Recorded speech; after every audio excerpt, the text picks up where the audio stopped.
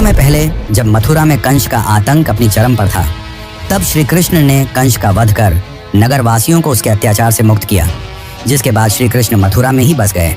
लेकिन कंस की मृत्यु से क्रोधित होकर कंस के ससुर जरासंध ने मथुरा पर लगभग 17 बार हमले किए।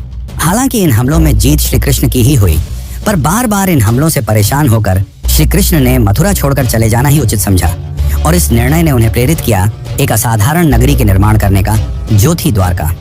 श्री कृष्ण समुद्र तट पर गए और समुद्र देव से प्रार्थना की, हे वरुण देव, मुझे मेरी प्रजा के लिए शांति और सुरक्षा चाहिए। मुझे अपनी गोद से एक टुकड़ा भूमि दो जहां मैं एक नई नगरी बसाऊं। वरुण देव मुस्कुराए और उन्होंने श्री कृष्ण को समुद्र के बीच 12 योजन यानी कि लगभग 153.6 किलोमीटर भूमि दान में दी, जिसके बाद गॉड ऑफ आर्किटेक्ट यानी कि भगवान विश्वकर्मा को इस नगरी के भव्य निर्माण का कार्य सौंपा गया। अंततः उन्होंने इस भव्य नगरी का निर्माण संपन्न किया। महलों की ऊंचाई जैसे आकाश को छू रही थी, दीवारें सोने की थीं, फर्श चांदी के। नगर के चारों ओर विशाल द्वार थे, इसीलिए इस नगरी का नाम पड़ा द्वारका यानी द्वारों का नगर। हवाओं में सुगंधित फूलों की खुशबू थी, गलियों में मोर नाचते थे, और बीचों बीच बना श्री कृष्ण का महल तो ऐसा प्रतीत होता था मानो स्वर्ग पृथ्वी पर उतर आया हो। नगर की सड़कों को इस तरह से बनाया गया था कि वे सीधे बंदरगाह तक पहुंचती थीं।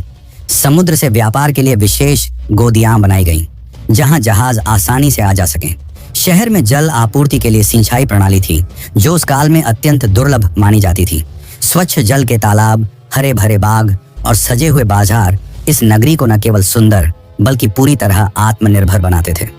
भागवत पुराण के अनुसार द्वारका में कुल 900 से अधिक भव्य महल थे, जो चंद्रकांत, हीरा, मणि और सोने से बने थे। श्री कृष्ण ने स्वयं उन महलों को अपने प्रियजनों के लिए बनवाया था। बलराम, रुक्मिणी, सत्यभामा, जाम्बवती और अन्य रानियों के लिए अलग अलग राजमहल। ये महल न सिर्फ वास्तुकला का चमत्कार थे, बल्कि अध्यात्म और भक्ति का प्रतीक भी। लेकिन यह अंत नहीं था।